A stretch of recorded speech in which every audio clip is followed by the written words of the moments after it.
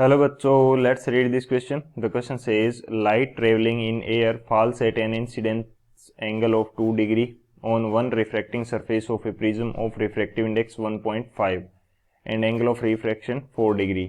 The medium on the other side is water. Mu is equal 4 by 3. Find the deviation produced by the prism. Option first 2 degree, option second 1 degree, option third 3 degree and option fourth 4 degree. तो इस question के अंदर हमें दे रखा है कि एक light जो है वो एयर के अंदर से किसी प्रिज्म के ऊपर इंसिडेंट होती है 2 डिग्री के एंगल के ऊपर, और प्रिज्म एंगल हमें दे रखा है 4 डिग्री. रिफ्रैक्टिव इंडेक्स दे रखा है प्रिज्म का 1.5 एंड उसके अदर साइड में मीडियम हमारे पास है वाटर. तो हमें डेविएशन फाइंड आउट करना है कि कितना डेविएशन हमें मिलेगा. तो हम लोग बात करते हैं की कंसेप्ट की. की कंसेप्ट की यदि बात करें इस क्वेश्चन के लिए तो क्या की कंसेप्ट होगा. तो हम लोग एक कंसेप्ट देख लेते हैं प्रिज्म के लिए. तो प्रिज्म की यदि बात करें किस प्रकार से प्रिज्म के ऊपर लाइट रे इंसिडेंट होती है और किस प्रकार से डेविएशन एंगल फाइंड आउट किया जाता है, तो वो कंडीशन हम यहाँ पे डिस्कस कर रहे हैं. तो बेसिकली ये मैं मान लेता हूँ कि ये हमारे पास क्या है, प्रिज्म है, और ये जो एंगल है ये हो जाएगा प्रिज्म एंगल ए, और इस फेस के ऊपर यदि लाइट रे इंसिडेंट हो रही है तो ये हमारा नॉर्मल हो जाएगा. ये कुछ लाइट रे इस प्रकार से बेंड करेगी और नेक्स्ट सरफेस के ऊपर पहुंचेगी, वहां से कुछ इस प्रकार से ये लाइट रे पास आउट कर जाएगी. तो ये जो नॉर्मल के साथ एंगल होता है ये हो जाएगा एंगल ऑफ इंसिडेंस आई. ये एंगल होता है हमारा R1 और ये एंगल होता है R2, और ये जो एंगल है ये हमारा एंगल होगा इमरजेंस एंगल E.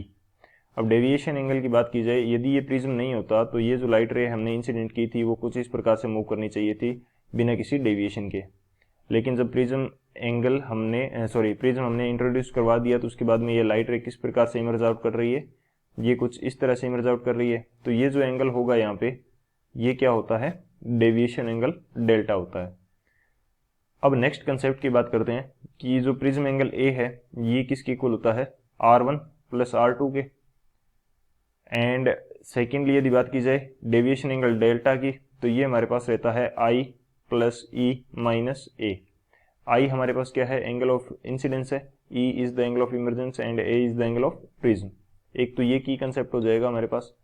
सेकंड की कंसेप्ट की यदि हम बात करें तो वो हमारे पास क्या होगा, स्नेल्स लॉ. सेकंड की कंसेप्ट क्या होगा, स्नेल्स लॉ. तो according to Snell's law n1 into sine i is equal to n2 into sine r. ये हमारे पास क्या होता है, स्नेल्स लॉ होता है. n1 उस मीडियम का रिफ्रैक्टिव इंडेक्स है जिस मीडियम से रे ऑफ लाइट आ रही है, एंड n2 उस मीडियम का रिफ्रैक्टिव इंडेक्स है जिस मीडियम से रे ऑफ लाइट जाएगी. एंड i हमारे पास एंगल ऑफ इंसिडेंस है and r is the angle of refraction. तो ये दो हमारे मेन की कंसेप्ट होंगे. इन दोनों की कंसेप्ट की हेल्प से इस क्वेश्चन को सोल्व करते हैं. सॉल्यूशन की यदि बात की जाए तो हमें क्वेश्चन के अंदर बोल रखा है कि एक प्रिज्म है जिसके ऊपर लाइट रे इंसिडेंट की जाती है किसी इंसिडेंस एंगल के ऊपर. तो कुछ इस तरह से लाइट रे इस सरफेस के ऊपर इंसिडेंस होगी, ये एंगल है I और कुछ इस तरह से बेंड कर जाएगी, और ये जो एंगल होता है ये होता है R1.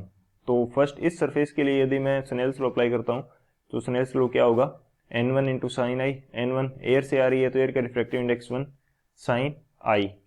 आई की वैल्यू मेरे पास कितनी है, चलो इसको एक बार मैं आई लिख देता हूँ. एंड n2 हमारे पास क्या होगा, refractive index of the prism जो कि 3/2 है, एंड साइन R1 हो जाएगा यहाँ पे. तो अब हम बात करते हैं कि ये तो 1 है रिफ्रैक्टिव इंडेक्स और I की वैल्यू हमारे पास दे रखी है 2 डिग्री.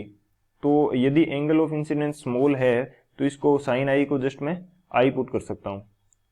साइन I को क्या पुट कर सकता हूँ, जस्ट I पुट कर सकता हूँ. क्यों, क्योंकि ये एंगल बहुत स्मॉल है. तो I की वैल्यू हमें दे रखी है 2, लेकिन इसको चेंज कर लेते हैं किसके अंदर, रेडियन के अंदर. तो ये हो जाएगा π/180 से मल्टीप्लाई. इसी तरह से 3/2 एंड यहाँ पे भी क्या होगा, R1 आ जाएगा, क्योंकि जब स्मॉल इंसिडेंस एंगल है, स्मॉल एंगल ऑफ प्रिज्म है, तो हमें जो R1 मिलेगा वो भी बहुत स्मॉल मिलेगा. और इसको भी किस में चेंज कर लेंगे, रेडियन के अंदर. तो π/180 से मल्टीप्लाई हो जाएगा. ये तो बोथ साइड कैंसिल आउट हो जाएगा. यहाँ से हम देखें तो R1 की वैल्यू कितनी आ जाएगी, R1 की वैल्यू आ जाएगी 4/3 डिग्री. ये आ जाएगी R1 की वैल्यू. अब हमें पता है कि जो A होता है वो R1 प्लस R2 के इक्वल होता है. A की वैल्यू हमारे पास कितनी है, 4 है, और R1 की वैल्यू हमारे पास कितनी है, R1 की वैल्यू है 4/3 प्लस R2. तो यहाँ से यदि मैं R2 निकालना चाहूँ तो R2 कितना होगा, 8/3 हो जाएगा. 8/3 डिग्री। अब क्या करते हैं कि यहाँ पे ये एंगल बन जाएगा हमारे पास R2 और इस तरह से लाइट रे एंगल E बनाते हुए इमर्ज कर जाएगी। अब मैं एंगल E फाइंड आउट कर लेता हूँ। तो सेकंड सरफेस के लिए क्या करूँगा, स्नेल्स लॉ अप्लाई करूँगा।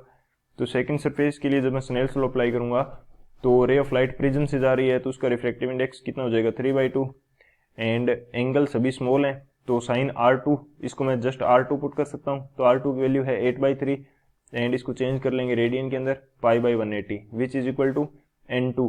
N2 हमें बोल रखा है कि उसके आगे जब लाइट रे इमर्ज कर रही है तो वो मीडियम क्या है, वाटर है, जिसका रिफ्रैक्टिव इंडेक्स है 4/3 इंटू साइन E।